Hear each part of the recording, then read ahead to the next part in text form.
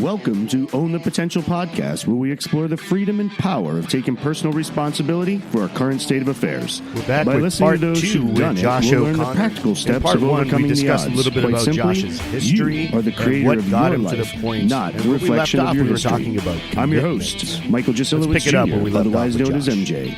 Let's see where this goes. Yeah. And it starts with the commitment, though. Yeah, no, it's amazing that you found it early, and there's no accident why we're sitting here talking today, because these are the types of things that I love hearing from other people, and I want to share with others. Because when we talk about reaching our potential, it doesn't have to be just the one goal or that one buoy, like in Gattaca.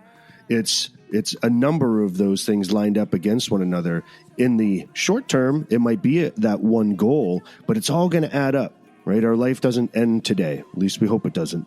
And, so when we're reaching those daily goals, it's going to build on top of one another to get something bigger. But I personally think it does start with a commitment. I mean, I've had a lot of different directions in my life, and I've done very similar to you, where music isn't my career, but I've always been in some type of leadership role, and I enjoy figuring out problems, solving problems, enjoy leading people so that they know that they matter and that they can do something great as a team.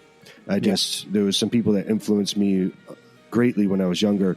And so that's always been a part of what I did. But same as you, I've worked in a lot of different things. And there are times when I've had to do transitional jobs. That's right. I haven't been in the same thing all the time. That's right. Including what I'm doing now. This has been a journey that has been so fulfilling, and I hope to have more financial freedom in the future. But but I'm happy right now. The ends are meeting, and I have freedom, and I get to be creative, and I get to be a human being, the human being that I want to be.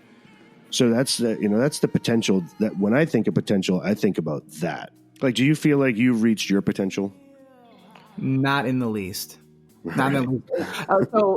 So one thing that I always tell myself whenever I am confronted with like a very difficult task, or if I catch myself thinking that that's too much for me, I always tell myself, first of all, don't shortchange yourself.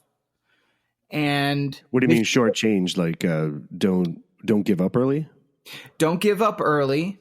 And the spirit, the mind, whatever you want to call it, is so untapped. Like, perfect example. A couple years ago, I started becoming very interested in the stock market, and I started educating myself on how to trade stocks, and I started learning about options trading. Now, all my life, the finance world and just that stuff over there was very like adult and over there. I just really had no idea about it. And like we talk about, it's overwhelming. It's overwhelming. If you don't understand. Where do I start? This is new. But it was one of the things that was always in the back of my mind that I wanted to tackle. I wanted to know how I can handle my finances and make my money grow. Of course. Okay, so I started somewhere, and I caught myself along the way as I, started reading and researching more maybe complex strategies or terms, just catching myself saying, oh my gosh, like this is pretty difficult. And I consider myself a smart guy, and, and just catching myself going, right, but you don't know how much you can learn. You don't shortchange your mind. Just keep at it. You thought of that in your head, like the voice in your head say, yeah, that's awesome. Yeah. Just keep going. You have unlimited potential. So don't ever put a cap on it, and this goes back to why I think some people put themselves in boxes, because they put these barriers around themselves, like, I am just this. And no, you're not. You can be anything and everything that you want to be. You just gotta, you gotta take the restraint off your mind.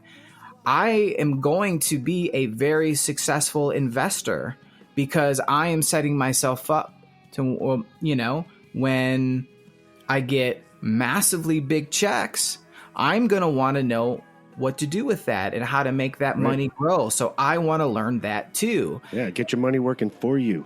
Exactly. Yeah. But just another avenue outside of maybe, okay, that has nothing to do with music. Well, so what?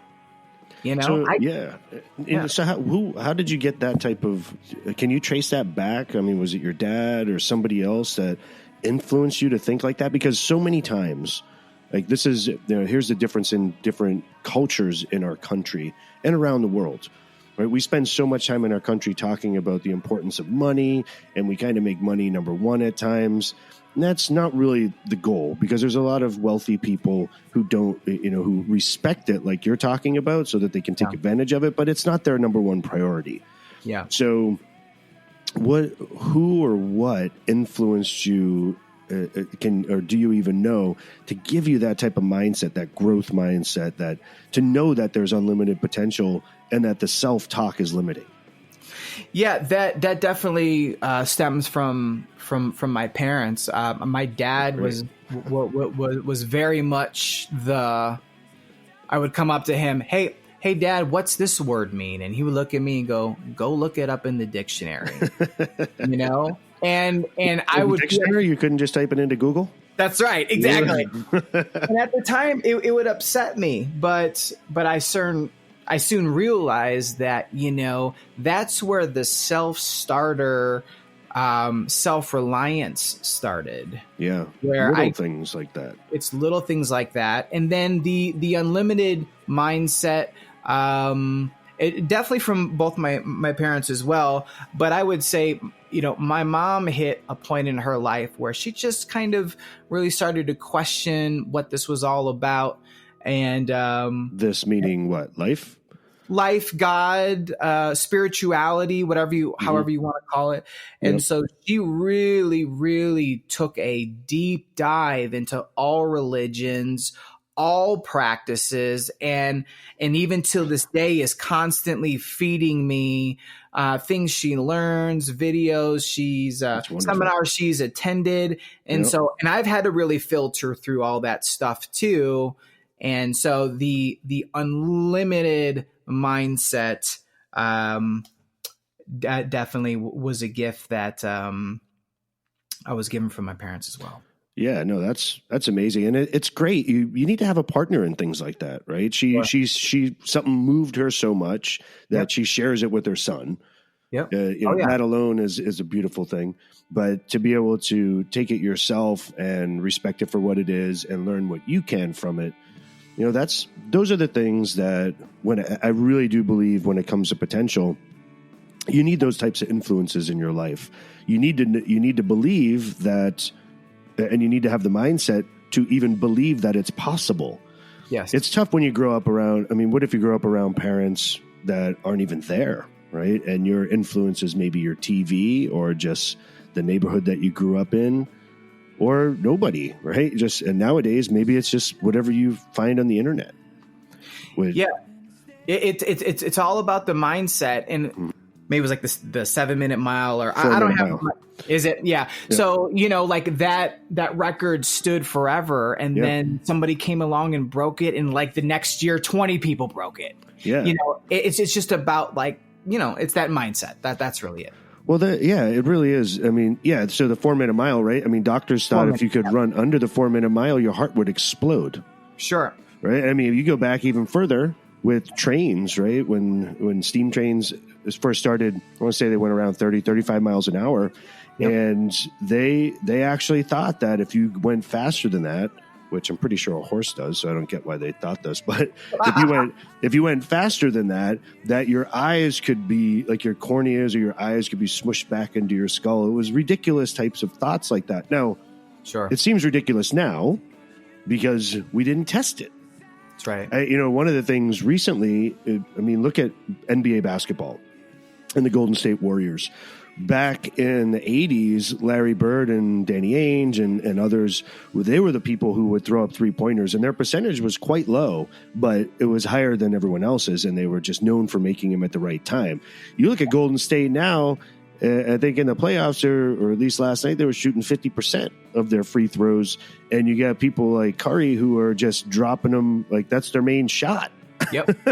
and everyone thought that the 3-point game was too difficult until people like this come along, and now everyone's trying to throw up the 3-pointers and these long balls to see if they can even get it. So you're right. You just a lot of times as human beings, seeing is believing. So you got to see it with your parents. They shared the information, but you got to see it too. Not everyone gets to see it. And that's what, that's the point of, again, doing this podcast.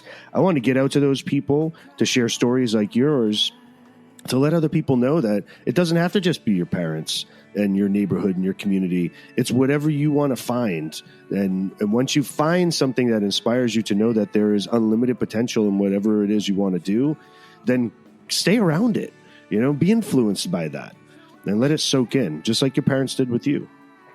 Yeah, absolutely. And I think that's one of the biggest takeaways I've taken from teaching. Yeah. I would say the biggest comment I've gotten from students, maybe like as the semester wraps up, time and time again, students, while they love learning the techniques, it's more about my personal life stories that I pass along to them to give them faith and hope. Oh, yeah. And motivation so they can go do that stuff. That stuff is more valuable. I mean, so what's more valuable? Your personal stories? Yeah, or so you doing this podcast and exposing people who maybe don't have that immediately in their, in their personal lives, right. Putting out content to where people can hear stories to give them hope and, give them that, positive drive that it's okay to think unlimited. Yeah. It really is okay. Some people think that's narcissistic. It's like, well, if you're only caring about yourself and hurting others in the process, that's narcissism. But if there's nothing wrong, it's funny you bring that up. I had a lot of guilt for many years as I started learning and being introduced to those ideas that you shared earlier, like your mom was saying, was sharing with you, as I learned about other religions and Buddhism and meditation and just spirituality and law of attraction, right? All these different things. And it's all coming at me. And then it was like, well, I shouldn't want more than I need. I don't want to be selfish, and I don't want to be wasteful, and I don't want to use things that create trash. And after years of that being at the forefront of my mind, I was miserable. Yep. I was freaking miserable because it was like, well, what the hell can I do? Right. It's like, I can't drive a car because it uses gas and creates pollution. I'm thirsty, dying of thirst, and I'm around a store, but I can't buy a freaking bottle of anything because it comes in plastic. Right. It was like, I felt guilty about all this stuff until finally, I don't know who said it to me one day. They were like, it's okay. You're aware, and that's good. What are the other ways you can make an impact? But it doesn't mean you have to stop living and enjoying your life.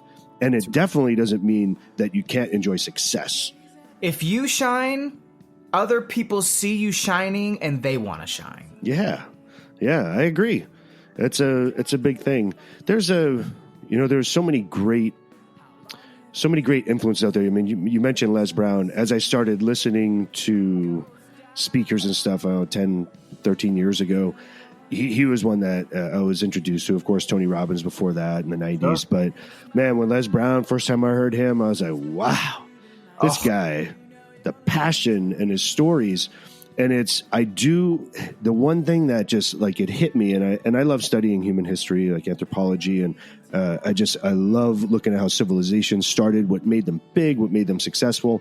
But I also think and you hear it a lot nowadays, but for me, at some point I realized that about 20 years ago, how important stories